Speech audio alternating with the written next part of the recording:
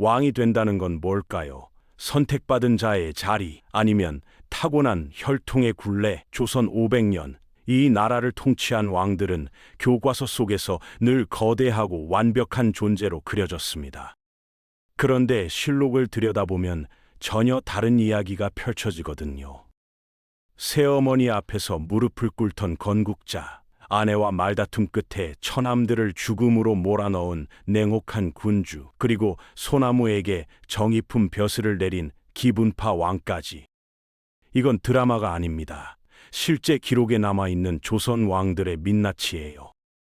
오늘은 태조 이성계부터 세조까지 우리가 미처 몰랐던 왕들의 진짜 인성과 사생활 속으로 들어가 봅니다. 새어머니가 노비 출신이라는 걸 알면서도 이성계는 평생 그 사실을 단 한 번도 문제 삼지 않았습니다.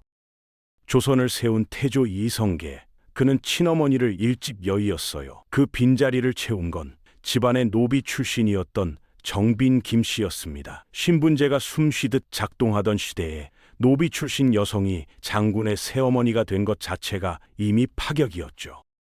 그런데 더 놀라운 건 이성계의 태도였습니다. 실록에는 이런 기록이 남아 있어요. 이성계는 새어머니를 뵐 때마다 반드시 무릎을 꿇고 앉았다고요. 권력자가 된 이후에도 마찬가지였습니다. 체면이나 격식 때문이 아니라 진심으로 그 여인을 어머니로 섬겼던 거예요.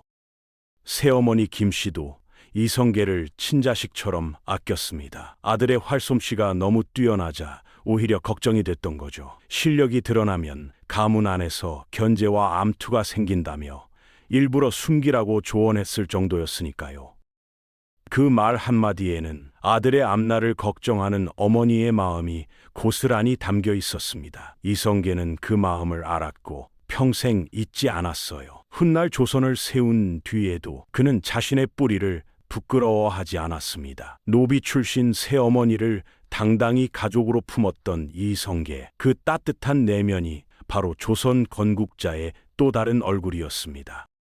정변을 일으킨 야심가 이성계를 떠올리면 보통 이런 이미지가 먼저 떠오르죠. 그런데 실제 문헌 속 이성계는 전혀 달랐습니다. 말수가 적고 온화하고 쉽게 흥분하지 않는 사람이었어요. 조선 건국 당일 고려 문신 민계가 불쾌한 표정을 감추지 않았습니다. 신하 나무는 즉각 그를 죽여야 한다고 건의했죠. 하지만 이성계는 고개를 저었어요. 오랜 의리를 저버릴 수 없다며 오히려 민계에게 벼슬을 내리고 자신의 신하로 삼았습니다. 16세기 기록인 동각잡기에는 이런 말이 남아 있어요. 이성계는 다른 장수들과 달리 부하들을 항상 예우로 대접했다고요. 그 덕분에 병사들은 이성계의 부대에 배속되기를 간절히 원했습니다. 두려움이 아니라 신뢰로 사람을 모은 리더, 그게 바로 이성계의 진짜 힘이었습니다.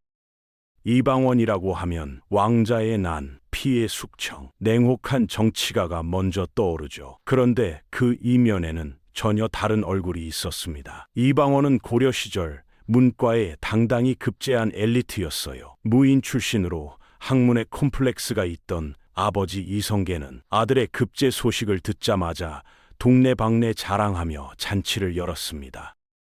그리고 술자리가 있을 때마다 이방원을 불러 지인들 앞에서 실력을 뽐내게 했어요. 당시 유행하던 연귀라는 놀이가 있었는데 즉석에서 시를 주고받는 일종의 언어 배틀이었습니다.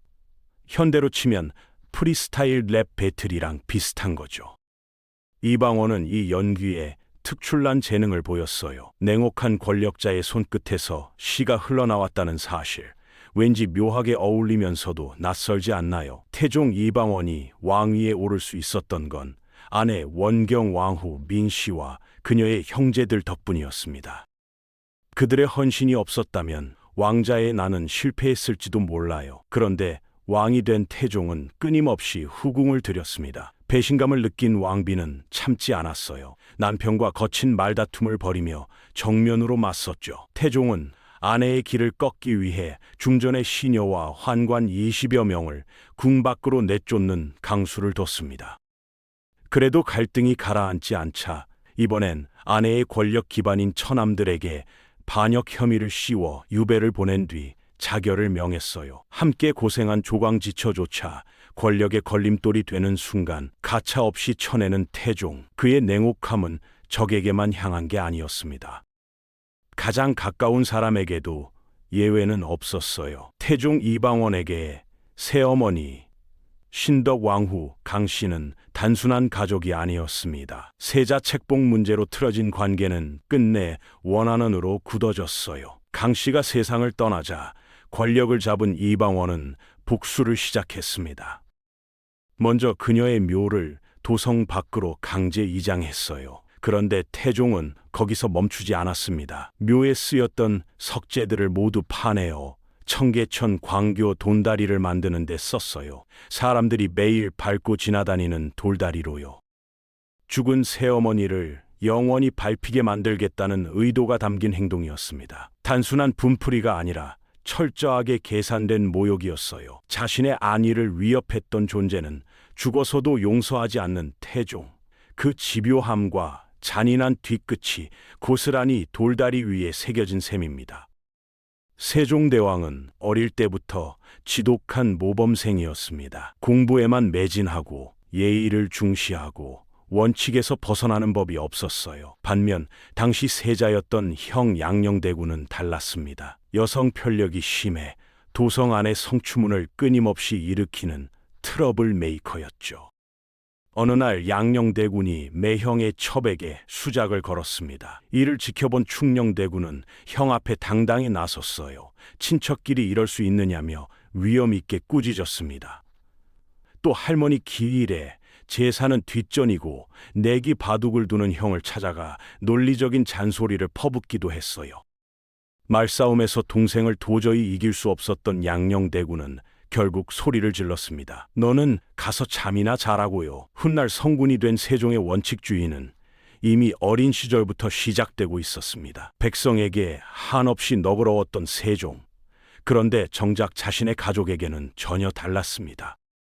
넷째 아들 이명대군이 주색에 빠지자 세종은 대군 자귀를 박탈하고 모든 시종을 빼앗았어요. 아들이라고 봐주는 법이 없었죠.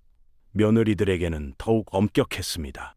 질투심을 드러내거나 사수를 부렸다는 이유로 며느리들을 궁 밖으로 내쫓았어요.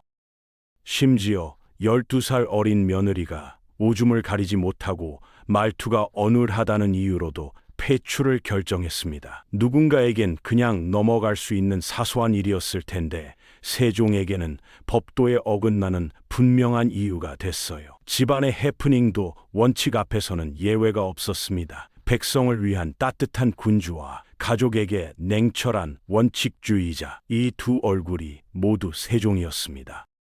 세조는 학문보다 활쏘기와 말타기를 즐기는 호방한 인물이었습니다. 그런데 그 호방함 뒤에는 날카로운 심리전이 숨어 있었어요. 어느 날 세조는 영의정 신숙주와 우의정 구치관을 불러 술자리를 마련했습니다. 분위기가 무르익자 세조는 묘한 게임을 시작했어요.